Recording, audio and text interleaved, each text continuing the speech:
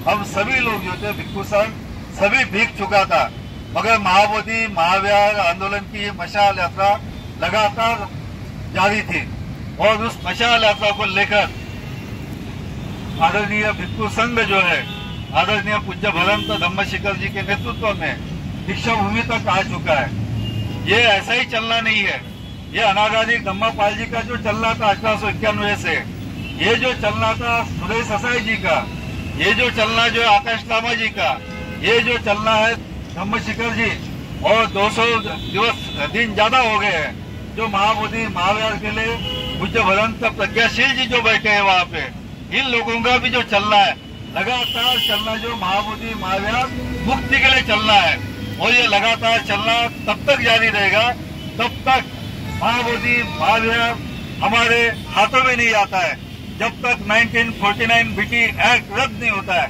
आप देखते होंगे कि यहाँ लगातार 70 दिन से ये छोटे छोटे सामने जो है जो स्कूल में जाते हैं, ये सब लोग लगातार हो जाते 10 बजे आते और 6 बजे तक यहाँ बैठते हैं। हमारे राहुल जी जो नांदेड़ से आए हैं, ये सभी लोग जो है लगातार गंभीरता के साथ महाबोधि महावीर मुक्ति आंदोलन के लिए लगातार काम कर रहे हैं, आंदोलन कर रहे हैं। मैं ज्यादा न बोलते हुए आदरणीय पूज्य भदंत धम्मशिखर जी और उनके साथ जो भिक्षु संघ जो है उन्हें वंदन करता हूँ, उनका अभिनंदन करता हूँ कि ये चलना जो है लगातार जारी रहेगा।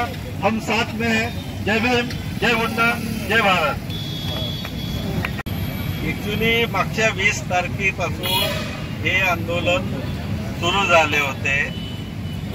या संदर्भात आमच्या काही मीटिंग चंद्रमोदी पाटील, ढेंगरे, प्रदीप भाऊ, धम्मशिखर यांनी मिळून केले। त्या दरम्यान ही यात्रा झाली होती।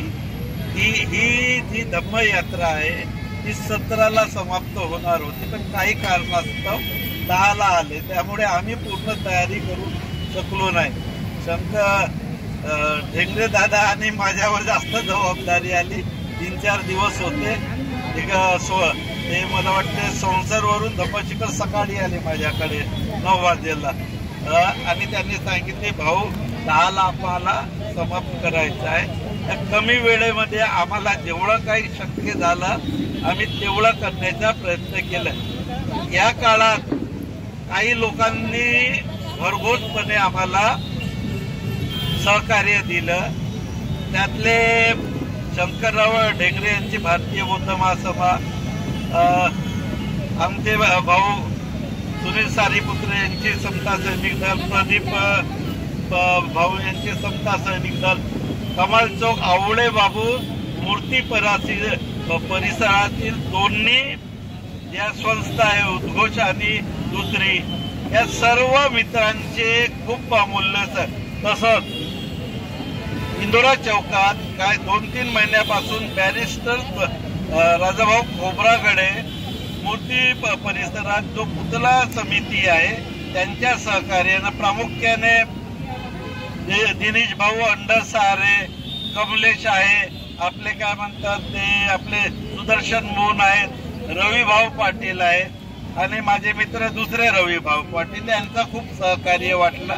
तुम्ही कमाल चौक पर्यंत पासून दीक्षाभूमी आणि इथेपर्यंत आलोय, त्यांचे सर्व आभारी आहे। श्यामनेर आणि भिक्षू संघ इथे उपस्थित आहे, यांचंही आभारी। सर्वात महत्वाचे जे बालाघाट पासून निघून महूला गेले, महूवरून इथे आले, या सर्वांचे आभार मानतो आणि हा पहिला धम्म यात्रा इथे समाप्त झाली असं मी जाहीर करतो। जय भीम।